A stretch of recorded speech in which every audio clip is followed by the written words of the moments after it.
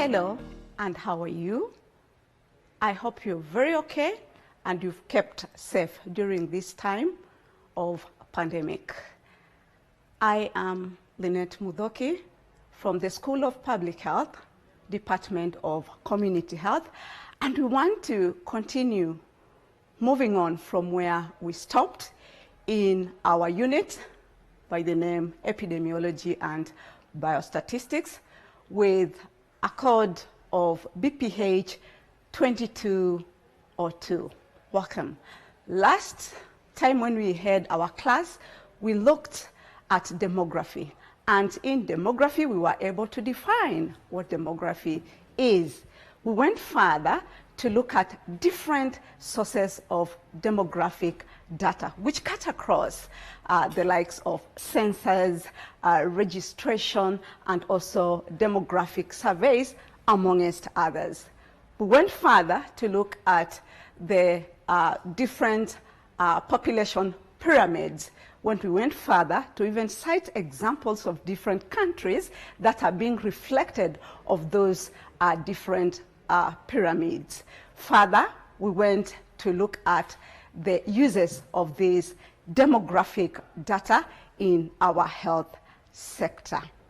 Today, I want us to look at something else.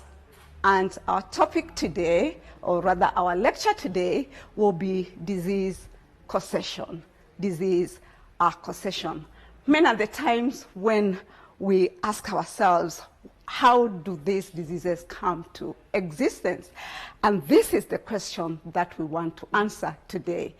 You will agree with me that diseases and other health events do not occur randomly in a population. We can have in a given population where we'll have some people have diseases and others not have diseases. This simply because of the fact that the risk factors may also not be distributed randomly in the population. We have a number of models which go further to bank or to emphasize or to reflect on how these diseases come to existence. I'm just going to mention a few of them.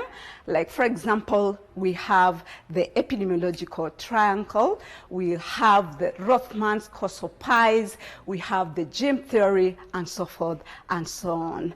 We have the first model of interest unto us, which is very, very simple. And this is the epidemiological triad, which is also referred to as epidemiological triangle. Epidemiological triangle or triad is a traditional model for infectious diseases.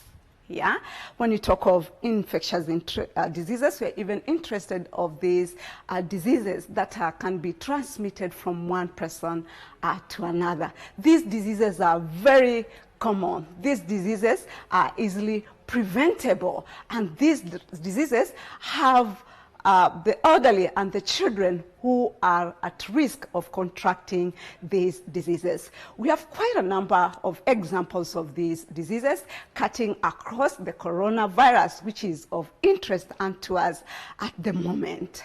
We have malaria, we have HIV and AIDS, we have also gonorrhea, syphilis, so many of them which are diseases that can be transmitted from one person to another. This epidemiological trend consists of three major components. And these three major components are, number one, what we call the agent. Number two is what we call the susceptible host. And number three is what we call the environment. These three components interact with each other to result to a disease of interest. And as you see, you are able to see the triangle. As we said, it's just a triangle, the normal triangle that we know about. And you see the three major components of interest and to us. On top here, we have the agent, we have the host, and we have the environment, which are the key components of this. Further, you are able to see in the next diagram that the agent and host interact with the environment to result to a disease. As I said earlier on, that these host, the agent and environmental factors interrelate in a variety of ways, and with this interrelationship, then this goes further to result to a disease of interest to us. Having that, I want us now systematically to get to these different components of this triangle. And the first one is the agent. When you talk of the agent, we are interested in those harmful etiological factors that cause health problems. They could be living or non-living, and they present themselves in a variety of ways. The first type of the agent is what you're calling the biological agents. These are simply the disease-causing microorganisms or the pathogens, you know, with different types of them, like we have the viruses, the bacteria, chlamydia, and also protozoans. You'll agree with me that these, for infectious disease to come on board, we require these agents, precisely the biological agents. But again, they are not enough by themselves to go further, resulting to a disease. We'll go further and look at, for example, you know, the pathogenicity of these biological agents or the disease-causing microorganisms. When you talk of the pathogenicity, we are interested in the ability of these agents being in a position to cause a disease, or even looking at the dosage of these disease-causing microorganisms. Members, I want you to note that over time, the concept of agent has been broadened to include other types of agents. Like which ones? For example, we have the chemical and physical process of disease or injuries. In this, we want to get the first one, which is the chemical agents. And this goes further to include two types. The first one is what you call the endogenous chemical agents, the endogenous chemical agents, and these are made by the body as a result of the abnormal metabolism. Through this abnormal metabolism, we'll have some of the substances or products of the body that are going to be produced that are going to be very harmful to the body. For example, if the body, you know, produces uric acid, we're going to have one suffer from, you know, gout, which is a disease. If the body has calcium carbonate, there will be the presence of renal stones, which you know they cause havoc to the body. The second type of chemical agent is the exogenous chemical agents. And as the term exo means, this is outside. So this is simply the chemicals that arise from outside the body. But once they get into the body through either inhalation or ingestion, then they go bringing on board diseases. We have examples of some gases, you know, that could be emitted. These gases and fumes could even be poisonous, and when you inhale them, then you become sick of diseases of interest. Up to that point, I want to believe we are together. Now, we have also the physical agents, and when you talk about physical agents, these include mechanical forces. You know, we have examples of these mechanical forces, like, for example, friction. You know, that when you get friction of, on your body, it's going to, you know, tear the body.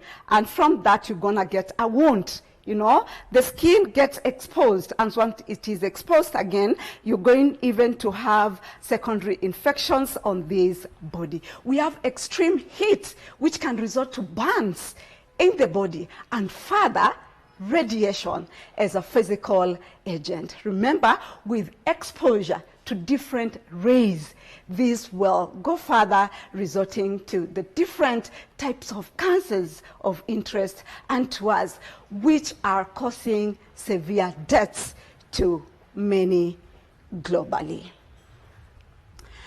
The other component of the epidemiological triangle is the host. And when you talk about the host, this simply refers to the human who can get the disease. Remember, this host has to be susceptible, and the susceptibility of this host comes about as a result of this person being in a position to be exposed to a variety of risk factors. You know, this could be, for example, behaviors. Precisely, or rather, we have a variety of behaviors, like we can talk of the sexual practices, you know. When we have these sexual practices, if, for example, one doesn't have one single partner, yeah, that probes them to have sexually transmitted infections. You know, you have one, you have two, you have three, you have, and so forth and so on. That will pose you at a risk of contracting STIs and also HIV and AIDS. Not forgetting about the usage of condoms. Yeah, we know condoms prevent up to 99% of HIV and STIs. So once one doesn't use that, then they are exposing themselves to those sexually transmitted infections and also the HIV of interest. And to us, abstinence, very key, my students, you know, being faithful to your partner, very important again. Other than that, we have other behaviors like the personal hygiene, which is very key. As we talk at this moment, we are faced with crisis of coronavirus. And one of the preventive measures that we are rolling on board is personal hygiene, where we are entitled to wash our hands with soap and running water. Very, very important. If there is no availability of water, we are entitled to go further and sanitize our hands. You know, as I said, these infectious diseases are easily preventable. Preventable by very, very minor, you know, can I say minor, you know, methods, measures, as I've just gone further and said. You know, if you are sneezing, coughing, very important, you know, because if we don't do it as it is expected, then again, we are exposing ourselves to diseases and even exposing others to infection. And that's why we're even going further to emphasize on using the flexed, you know, able, just to make sure that we are not going to expose people to infections. Other than that, when we want to pick our nose, we are entitled to go further and use tissues which are disposable. Then after that, we go and wash our hands, just to make sure that we are having, you know, good behaviors which are health oriented. Members, other than those, you know, behaviors I've just talked about, we have also age, which is very, very important as a determinant factor for disease causation, where, as we talk today, we are having the elderly people that are prone to contract coronavirus in relation to the young people. And leave alone that, even the death rates. As I talk, we have statistics that stand that 1 out of 5 people, elderly people, are dying of coronavirus. Why? Because of the age that they have. And number two is because of their immune system that has been compromised. Not forgetting that at this age, again, these elderly people are also having other infections, and this compromises their health, their immunity very high, and that's why we are having the many deaths that have been reflected simply because of the fact that they are old. But you know what? That doesn't mean that you're also safe. At your age, you are supposed to keep safe by making sure that you maintain the preventive measures that time and again we've gone about sharing. We have sex, very, very important, as also another factor, risk factor, where we have diseases both for the male, we have diseases for the female. In this case, for example, when you talk about cervical cancer is for women. Why? Because they have cervix. On the other hand, we have the prostate cancer, sex, gender. This is a disease that is attributed to that gender. Occupation is very important also as another factor, that is exposing people to diseases. And in this case, I'm interested about the healthcare providers at the moment where we are having coronavirus. Remember, they are the persons, the staffs that are taking care of these sick people with corona. And if they don't take care of themselves by using the PPEs, this will pose them at a risk of getting a disease. Very, very important. We have also genetic factors, very vital, We know that the determinant factors make one to be who they are. But once they harbor the recessive genes in their body, they go further, getting the genetic disorders that cuts across, the sickle cell anemia, we have leukemia, we have hemophilia, and so forth and so on. Psychological status is also very, very important as a risk factor, that one's temperament will go further to determine whether one will have a disease or not disease. We have some people who go further to get stressed very fast, being anxious very fast, that causes them to have mental illnesses. So this is very, very important to us. Not forgetting about the nutritional factors, which are also risk factors to the host that will make this host to be very susceptible, and due to that susceptibility, then they'll go further to have diseases. I want to believe we are together, members. Having that, I want us to get to the last component of the epidemiological triangle, and this is environment. I hope you're there. Environment. This refers to the extrinsic factors that affect the agent and the opportunity for exposure. Environment is very, very important. Remember, as we started, we were able to see that the agent and the host interact with the environment, producing a disease. And that's why we are saying that this environment is very, very important. This will entail, factors like, for example, the physical factors, which cut across, for example, geology. The soil is very, very important. If we have soil that retains or holds water for a long time, maybe after rains, this environment or this soil,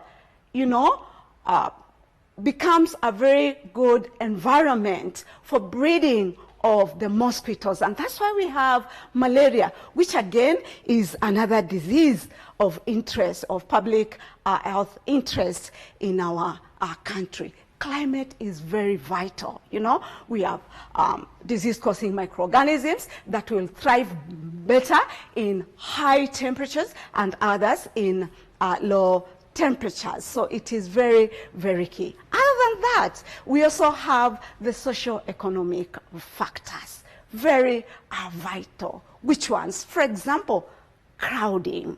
You know, as we talk this moment, globally, we are told for us to be in a position to prevent ourselves from coronavirus, we ought to make sure that from one person to another, the distance is a meter.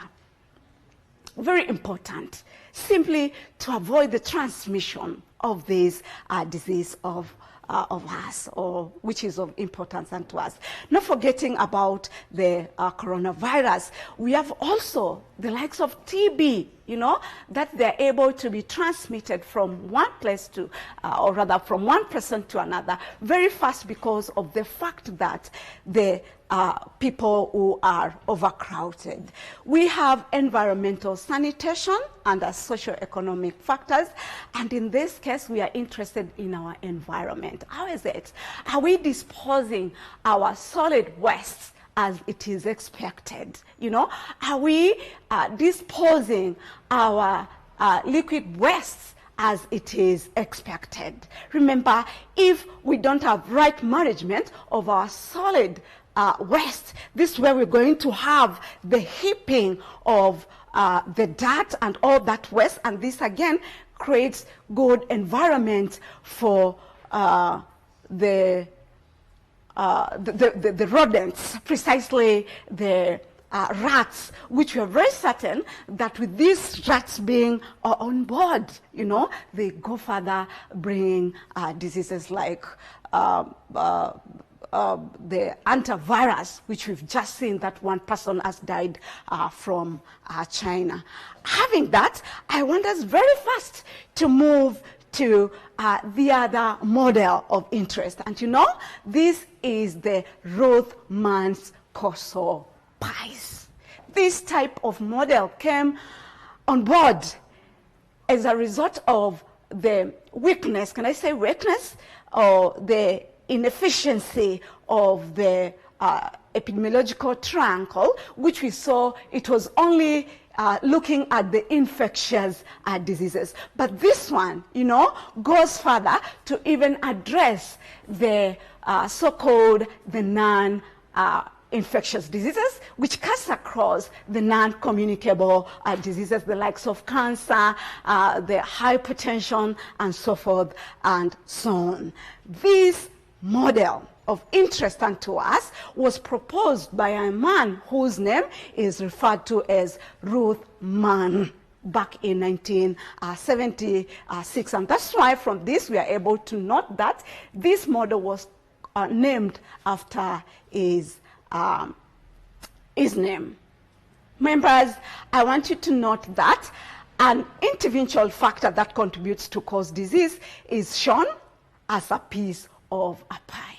I know you guys know pies. If you don't know about pies, then we know a pizza. Yeah, we know that a pizza is round, and from that roundness of it, it's usually sliced into small pieces. That's basically what Rothman went further to link the model of his disease causation with. Now, when these pieces of this pie are brought together, they go further, bringing or resulting to a disease. And these interventional factors, or rather, these pieces of the pie are the ones which, when they are brought together, they result to what we are calling the component causes, the component causes. Members, in this pie that we have talked about, you'll be able to note that we have those pieces, 1, 1, 1, 1, 1, maybe 8, 4, and so forth and so on. Like a small pie will comprise of 4 pieces, you know? So those pieces, 1 up to 4, give us what we are calling sufficient cause. They give us what is a sufficient cause. And that's why we are saying that the complete pie, which may be considered a causal pathway, is simply the sufficient cause, is simply the sufficient cause. A disease may have more than one sufficient cause, yeah, with each sufficient cause going further to lead or to resort to component causes. Members, I want you to note that in this Rothman's model, that for a disease to be developed, in some instances, or rather in all instances, you note that there must be one major sufficient cause that must be present for that disease to develop. And this is what we are calling the necessary cause. This is what we are calling the necessary cause. From this diagram, we are able to ascertain or to share what we've just looked at in this diagram. You note that we have three of them, and these are sufficient causes. We have the first sufficient cause, which has those pieces that we had looked at, which are the sufficient causes, like we have A, B, C, D, and E. The other one has A, B, F, G, and H. We have the other sufficient cause, which is having J, I, F, C, and A. But in this presentation that we are having, you are able to note that in the three sufficient cause, we have A, which is very, very common in all of them. This is what we are calling the necessary cause, that it has to be there, in an individual for a disease to develop, Members, as I had indicated earlier on, we don't have a single component that can, stand by its own self and go further to result into a disease. But we will be having a whole component, as we said, where we have those sufficient causes, the necessary causes on board, so that at the end of the day, we are going to have the disease developing. I'm just going to give an example of measles as a disease, where the virus alone, is not sufficient to result to a disease. But you know what? We need even this host to be susceptible, so that with this susceptibility, this person is able to contract the disease, or rather this child is able to contract the measles of interest unto us. So as we have said, a single component is not enough, but we need a whole sphere of the three that will result to disease. As the model indicates, a particular disease may result from a variety of different sufficient causes or pathways. We have also another example here about the lung cancer that can develop in persons who have never been exposed to smoking. Many are the times that when we smoke cigar, we are posing ourselves at risk of contracting, lung cancer. Exposure to asbestos also, not forgetting about, radiation, different rays go further to expose one to lung cancer. But you know what? As we've gone further to say, that's not enough. There are other factors still that are looked into, that they ought to be there for that disease to reflect itself, Members, when we want, or the public health goes further to look at those individual components, you know, and being able to ascertain the pathway, and through that we are able to come up with the preventive measures. We are able to come up with preventive measures, and we even go further, you know, in calculating through the measures of association to ascertain at which percentage, you know, that when we withdraw or eliminate a risk factor, we're going to save and prevent or disease in a given population, which we will be looking at maybe in a later date.